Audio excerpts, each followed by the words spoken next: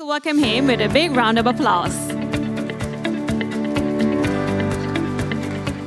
That's a lovely photo of me, clearly, right? So, how crypto is broken without Enso. I'm Connor Howe, the co-founder of Enso. I've been building full-time on-chain for the last 9 years, so in 2016. I discovered Bitcoin in 2013. I've helped build fully collateralized stablecoins that's used by the Swiss National Bank and built cold infrastructure and hot storage as well that holds over $5 billion as of today. Enso started over 4.5 years ago. We've enabled over $17 billion on-chain. We pivoted our company 2 times to find product market fit.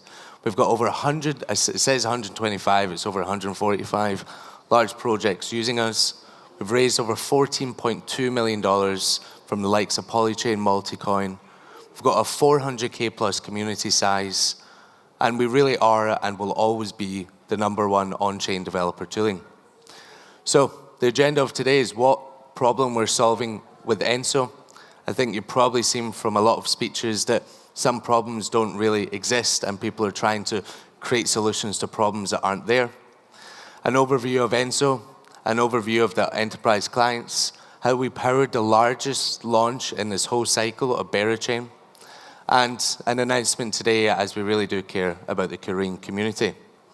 You know, building a product, whether you're in Web 2 or Web 3, you want to build your product, go to market, get users, test it, and get as many users as possible. Now, it doesn't matter if you're in Web 2 or Web 3, this is a universal case for building any sustainable business. Now, this is completely true within the Web 2 world. We have developers building applications simply over the weekend that are turning into multi-billion-dollar companies. We have people building, whether the age of 12 to 18, and these people are creating the next generation applications. Now, this is not true at all for crypto in the slightest. We have 4.8 million plus apps in the Web 2 world, and we have a measly 4.8K inside of crypto. The question is it because we have a misalignment of incentives? Is it because people don't want to use crypto? Or is it because it's really hard to build products? Our view is it's really, really challenging for people to build products and test if people actually use them. Because there's over 1,000 plus different blockchains. There's over 43 million smart contracts that live on Ethereum alone. Now, if you're a developer coming to this ecosystem and you're expected to integrate over 1,000 different blockchains, they can't even start the process. They're spending years to be able to release a product.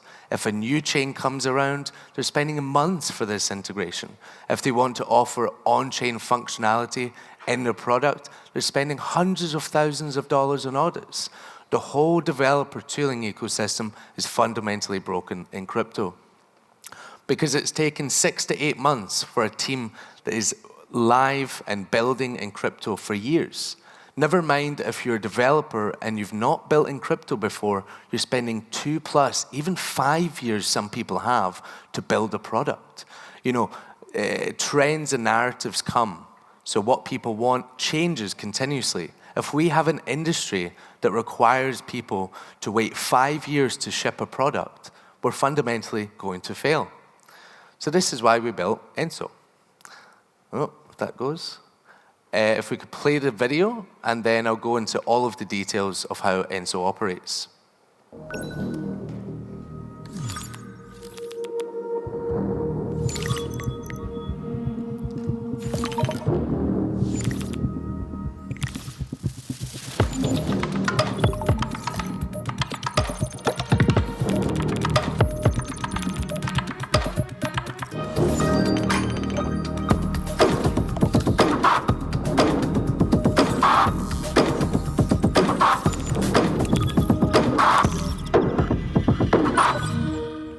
Sweet. So, so Enso really is positioning itself as the engine that powers all of Web3. You know, like I was saying, there's over 1,000 plus blockchains, there's over 43 million smart contracts, As this ecosystem grows, which I hope we're all aware that this is a very small ecosystem as of today, like we only have 28,000 developers in crypto, and we have over 47 million developers in the Web2 industry, we cannot expect people to manage all of this infrastructure themselves.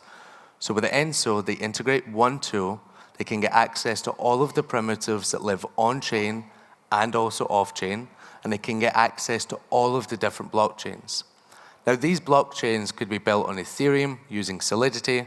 They could also be built on Solana, which is Rust. Could be even Movement, which is using Move or Sui, Sei, and so forth. Now, this is a future-proof infrastructure that allows people to move with the trends, with the markets, to be able to ship a product over the weekend instead of over 2 years. Again, before Enso, this is literally what it looks like. Now, the reason that we're able to understand this problem so well is we pivoted our company 2 times. We started off wanting to build a social trading product. We spent over a year and a half building that, over $500,000 on audits alone. This is the journey that we had to do.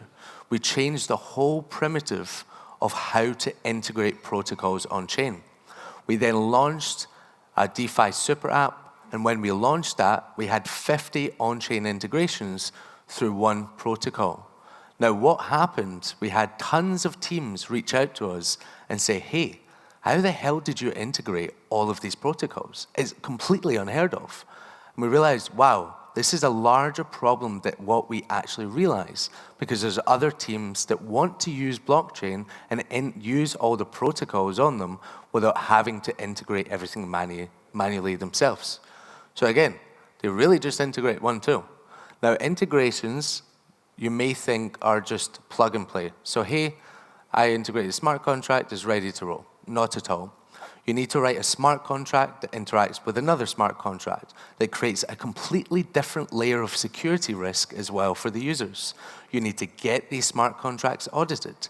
Every integration you add on-chain in a smart contract also creates a factor of 5 to 10 to 100x of the security vulnerabilities. You need to learn how to combine all of these actions on-chain, and we started to realize, why can't people just plug and play and reuse things, and that's all they really need to do with Enso. We have over, again, this number is wrong, it's over 145. The core fundamental issue of crypto and how, honestly, we might fail as an industry is we're not allowing people to build products. We're having people create narratives, creating narratives to sell tokens, not products. That's not how Web2 operates, and if we want to build the new internet, we need to have people building products properly. Now, the issue is larger than what we actually realize because we have so many different industries using Enso. So we have AI projects like Virtuals, AI16Z, Wayfinder, Eliza OS. We have all the real-world assets. You know, Plume is here at the conference. They're using Enso, CoinShift, Inverse. We've also supported mainnet launches for their Sonic launch, also for ZK Sync, also for Unichain and Berachain. That was our infrastructure underneath that allowed people to interact with those chains on day one.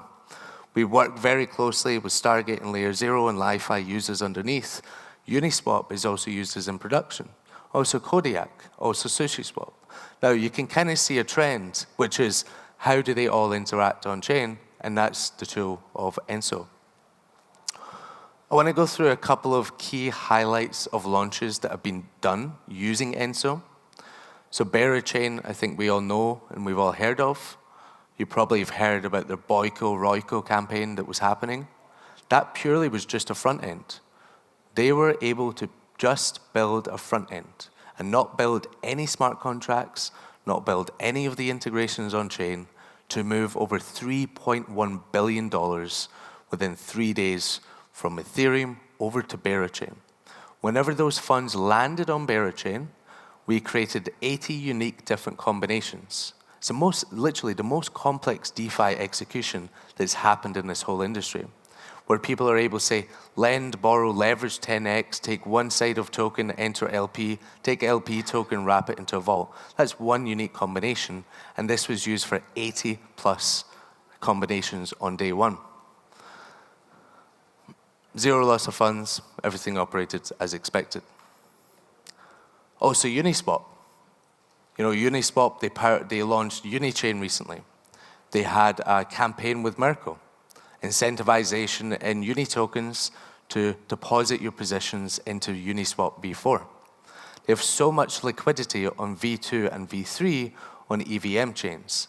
So they were using us for a migration tool to migrate your V2 and V3 positions over to V4 on Unichain.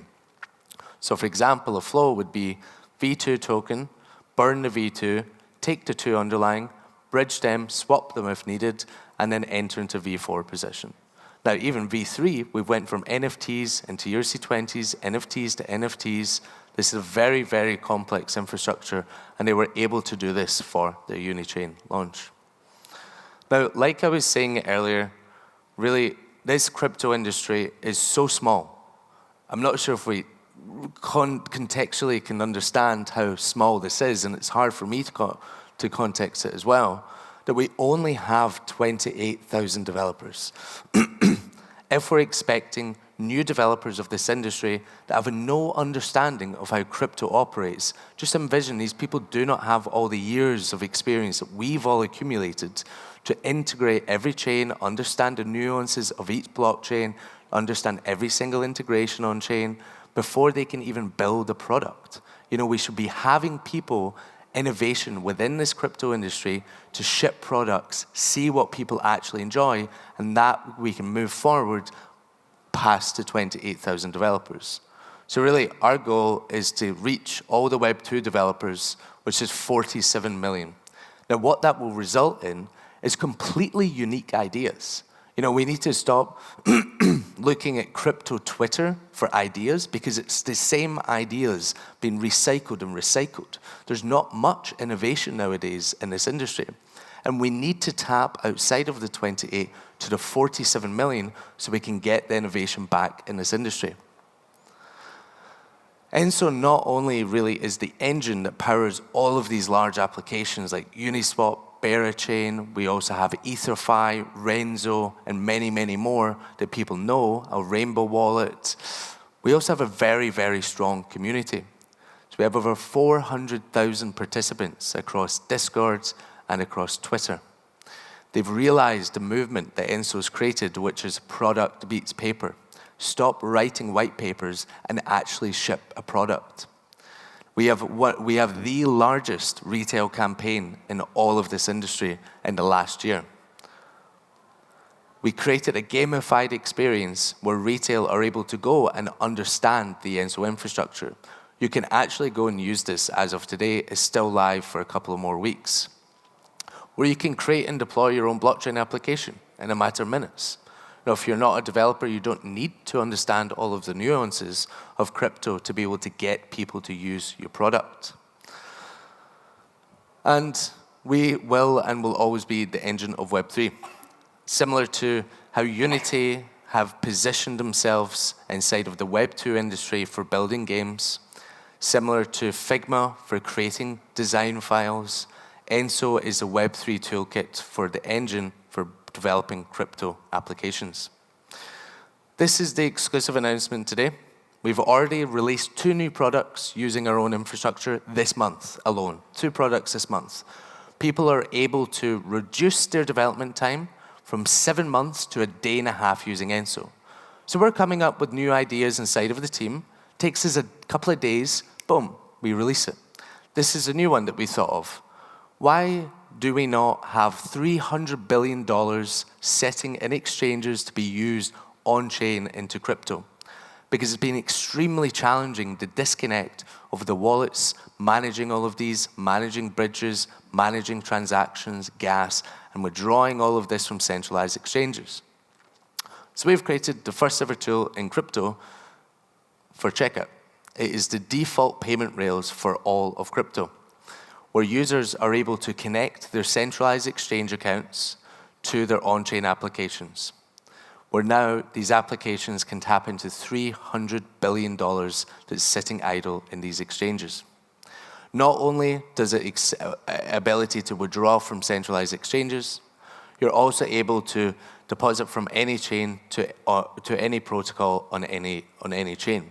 So for example, if I can only withdraw, let's say GNO, like Gnosis token, on Ethereum, but I want to use it on Gnosis, it will withdraw on centralized exchange onto Ethereum using 4337 bundlers, gasless, to bridge over into Gnosis and then execute into the protocol that I wanted from the beginning.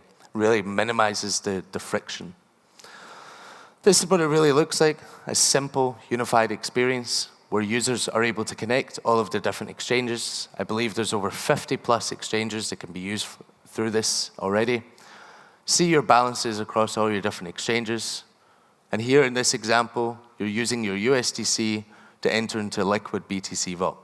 So not only is it able to withdraw, it's also able to then swap your USDC, get the underlying, which is wrapped BTC, and go into liquid BTC all within one transaction. Thank you very much. And yeah, I've been in Korea the whole month of September. If you want to get a coffee or you want to chat, here's my Telegram. And here's a community Telegram. And we have a booth downstairs in B1. So if you do want to come chat, learn about Enso, happy to do so. Thank you very much.